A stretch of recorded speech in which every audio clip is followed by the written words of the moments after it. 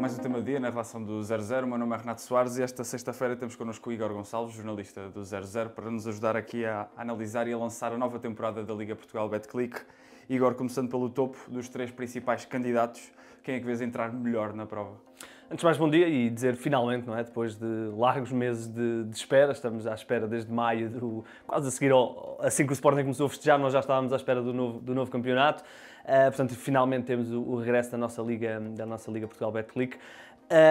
Olhando para os três candidatos, é engraçado porque normalmente costuma-se dizer que o campeão parte sempre com favoritismo, mas o campeão parte com muita desconfiança, não é? Porque Rui Borges não convenceu os adeptos, apesar de ter conseguido levar a equipa ao campeonato, e não convenceu por causa da questão do híbrido, do 4-2-3-1, do 3-4-3, portanto, ainda há muita desconfiança. O Sporting não faz uma boa partida na Supertaça e perde, e, portanto, ainda mais confiança há, e depois, naturalmente, a perda de Víctor Gyökeres, que certamente vai marcar a época, pelo menos o arranque da época do Sporting.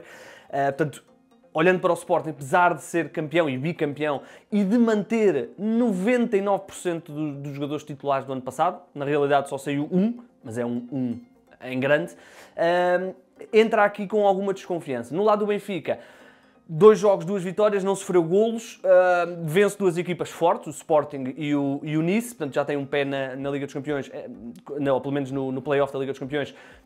Temos uma questão que é o Benfica não joga a primeira jornada, ou pelo menos não joga nas datas normais da primeira jornada, mas entra aqui com alguma tranquilidade, ainda que o mercado tenha sido muito atípico no Benfica, porque começou-se com a ideia de que o Benfica ia contratar Tiago Almada, ia contratar João Félix, ia jogar com os dois ao mesmo tempo, e ainda com o Pavlidis, e ainda com o Arthur Koglu, e de repente olhamos para o plantel do Benfica e não há esse criativo, não há Almada, não há Félix, e para já não há nenhum número 10, digamos assim.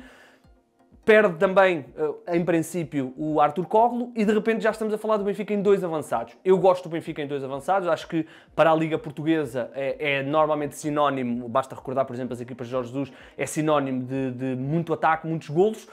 Depois é preciso ver o contexto quando transpusermos para a Liga dos Campeões e para jogos mais difíceis. Mas é um arranque de época um bocadinho atípico no Benfica, apesar de os resultados para já serem bons. Por outro lado, e isto tudo foi o preâmbulo para agora dar a minha opinião, o Futebol Clube do Porto parece-me que entra aqui, não estou a dizer que entra com o melhor plantel ou a jogar melhor, mas entra com um elan reforçado. Naturalmente foi abalado com a trágica notícia da morte do Jorge Costa, mas ignorando isso, e é sempre uma coisa difícil de ignorar, mas vamos aqui tentar focar mais no futebol, a nível de equipa, a nível de mudança radical de um treinador para o outro, parece que entra mais motivado nesta temporada. Froholt parece ser uma contratação muito interessante, Borja Sainz também um jogador muito interessante, depois obviamente Gabri Veiga, há reformulações na defesa, portanto a equipa pelo menos entra, vamos ver se depois o futebol vai ser igual àquilo que se espera, mas pelo menos entra aqui com uma motivação que me parece superior ao dos outros dois, ou entra aqui com uma envolvência até com os adeptos que pode ser interessante. Posto isto, diria que o Futebol Clube do Porto, pelas expectativas que mudaram tanto de um mês praticamente, parece-me que entra aqui com uma margem interessante. Agora, o plantel do Futebol Clube do Porto não é tão forte como os outros dois, acho que podemos reconhecer isso. E, portanto, isso pode, e o mercado ainda está aberto, portanto, isso pode aqui mexer. Porém, parece-me que depois de 2 anos onde o Porto ficou muito atrás do Sporting, 2 vezes no terceiro lugar com muitos pontos de atraso, diria que este ano isso não vai acontecer. As equipas estão muito niveladas e, portanto, parece-me que todas as jornadas vamos ter histórias, porque eu diria, e não podemos esquecer que o Benfica tem eleições também, eu diria que vai ser um campeonato onde não vai haver uma equipa que vai disparar. Os 3 vão andar ali muito taco a taco e com algumas perdas de pontos relativamente constantes. Portanto, acho que neste momento 33% para cada um parece-me justo. E agora, numa posição meio estranha, aparece aqui o Sporting Clube de Braga. Achas que a turma de Carlos Vicente está destinada ao 4º lugar? Por isso é que eu disse 33% e não disse 33,3%, porque há aqui 1% que eu guardei aqui para o Sporting Clube de Braga. Eu diria que sim, eu acho que o Sporting Clube de Braga, apesar de ter investido muito, e foi uma pré-época histórica no Braga, fizeram 2 vezes a maior contratação, com o Dorgeles e depois com o Paulo Vítor, eu olho para o plantel do Braga, reconheço qualidade, mas nos jogos que já vimos, a coisa ficou, a nível de qualidade de jogo, ficou um bocadinho aquém, apesar de ter cumprido e e ao que tudo indica vai eliminar também agora o Clube. Mas eu acho que eles estão mesmo destinados ao quarto lugar. Eles precisariam de uma conjunção de coisas que não parecem prováveis a acontecer. Diria que se houver um dos três grandes, ou dos três candidatos ao título, que tenham um ano mais complicado, como foi o do Futebol Clube do Porto no ano passado, que o Braga pode intrometer-se na entrada para o pódio. Agora, não acho que tenha plantel para realmente lutar ombro a ombro. Agora, nunca se sabe, não é? Se houver aqui um ano absolutamente atípico dos três, o que não parece provável, o Braga poderá ter essa possibilidade, porque se olharmos para o investimento do Braga realmente é histórico, mas se olharmos para o investimento do Porto também é histórico. E o Sporting também que fez a contratação mais cara da sua história. E o Benfica também anda nesses moldes com o Richard Rios e provavelmente ainda vem mais um ou dois jogadores. Portanto, acho que o Braga está numa situação complicada, que é, se ficar em quarto, os adeptos já não vão ficar, ficámos em quarto, estão excitados com essa situação, mas não podem ficar abaixo de quarto, porque aí seria um descalabro total, mas é muito difícil chegar ao terceiro. Portanto, há aqui um fosso, costumamos dizer que há um fosso entre os três grandes e depois tudo o resto. Eu diria que há um fosso grande, não tão grande como dos três grandes para o resto, mas há um fosso grande do Braga para os outros todos, porque vemos, por exemplo, Vitória, desinvestimento muito grande. Santa Clara também não faz um grande investimento e, ao que tudo indica, vai estar na fase de grupos da Conference League, acreditando que vai manter o favoritismo. Vai ter um ano complicado, porque é difícil para estas equipas, durante meio ano, terem de gerir duas competições. E todos os outros não há investimentos que eu acho que possam rivalizar com o Braga. E, portanto, o Braga está aqui numa situação um bocadinho... Eu diria que é uma situação que eles não podem deixar que seja confortável, porque eles têm que querer subir mais. Mas vamos ver. O Braga investiu muito forte nesta temporada, Paulo Vítor, Dorgel, portanto vamos ver o que é que vai acontecer. Olhando para esses lugares um bocadinho mais abaixo, tens algum favorito nesta luta pela Europa? Favorito é difícil, porque acho que há muitas equipas niveladas, acho que vamos ter uma luta pelo quinto lugar muito interessante. No ano passado tivemos, com o Santa Clara, com o Vitória, porque o Santa Clara depois acabou por conseguir esse lugar. Mas acho que este ano vamos ter mais equipas. Primeiro pelo que eu disse sobre o Santa Clara, que vai estar, ao que tudo indica, na fase de grupos da Conference League e pelo menos até dezembro vai ter sempre 6 jogos a mais do que todos os outros e, portanto, jogar 2 vezes por semana. Mas há aqui duas equipas que eu quero destacar. Primeiro, o Famalicão, que tem aqui uma série de jogadores para a pré-temporada, que fizeram boas pré-temporadas. Tiveram uma péssima notícia com a lesão gravíssima do Aranda, a ruptura do ligamento no joelho, que provavelmente não vai ser fator para a temporada, mas mantém um sorriso. Elisor, que fez uma excelente segunda volta quando chegou ao Famalicão, marcou muitos gols na pré-temporada, 5 se não estou em erro. Há a questão do Gustavo Sá, se ficar é um upgrade, neste caso não é um upgrade porque ele vai ficar, mas se ficar é um acrescento de qualidade daquela equipa muito grande. Se não ficar, vamos ver como é que a equipa se vai depois reforçar. Mas parece-me que eles há alguns anos que estão a namorar a possibilidade de lutarem mais diretamente pela Europa. Olhamos para a equipa, é uma equipa que mistura experiência com muita qualidade, porque depois tem Justin Haas, que vem de uma última época muito boa, mantém Rafa Soares, mantém Rodrigo Pinheiro nas alas, Sorriso, Gil Dias também anda por lá, portanto tem aqui um plantel muito interessante.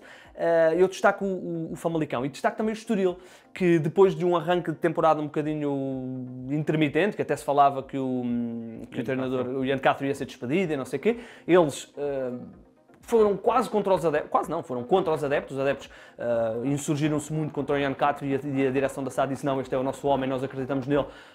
E depois tiveram um excelente retorno, porque a segunda volta do Estoril é muito boa. Mantém basicamente a estrutura toda. Perdem ali um ou outro jogador que pode ser difícil de substituir, mas parece-me que é uma equipa que pode namorar com a possibilidade, a época tinha que lhes correr bem, pode namorar com essa possibilidade. E depois há os nomes normais, o Vitória, que desinvestiu, mas há muita expectativa porque a pré-época foi boa por parte do Vitória. Houve aqui uma série de reforços que vamos ver que para já estão a encantar, nomeadamente o Camará. Vamos ver como é que este novo avançado, o Nedói, ele ainda não jogou, mas vamos ver como é que se vai adaptar. Há muita expectativa com este avançado em Guimarães.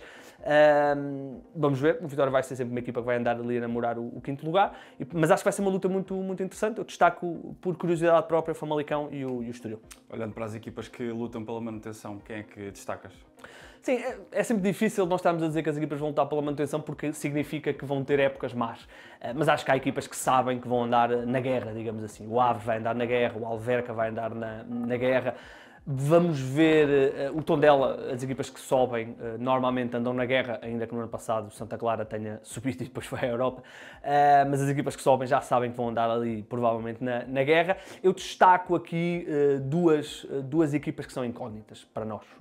O Alverca, que agora com a chegada do Sérgio Gomes e com a contratação aqui há uns dias do Sandro Lima, aumentou a sua média de idade do plantel para 22,7. O plantel, em média, do Vitória tem menos de 23 anos, o que é inacreditável. É uma aposta de risco máximo. Eles ontem oficializaram o Sérgio Gomes, ontem, qualquer coisa assim.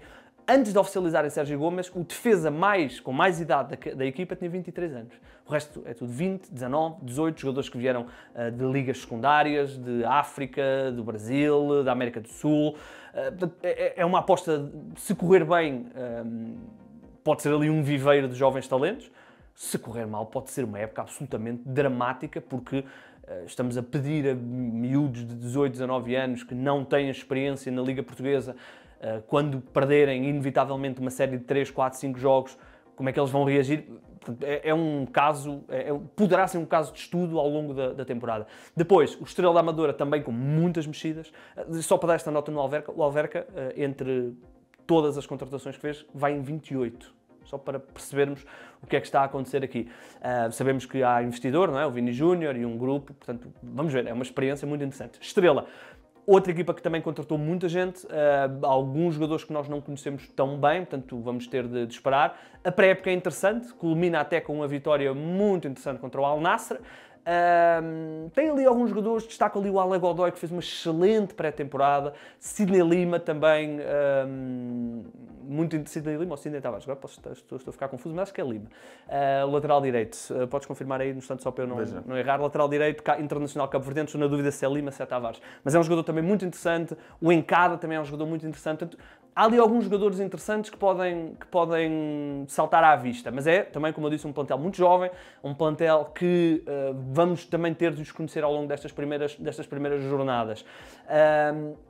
E depois há aqui para mim uma incógnita muito grande, que é o Rio Ave. Não estou a dizer que o Rio Ave vai estar na luta pela manutenção, mas é um plantel construído que nós não tivemos praticamente acesso a jogos de pré-temporada. É um plantel com muita juventude da Grécia, até por causa do investidor. O próprio treinador veio da Grécia, do Sub-23 do Olympiacos. Há ali alguns jogadores internacionais jovens gregos que prometem alguma qualidade. Mas é tudo, nós não sabemos ainda se eles vão jogar com 3 centrais, se vão jogar num 4-2-3-1 ou 4-3-3. Portanto, há muitos jogadores ali que nós vamos ter de desvendar.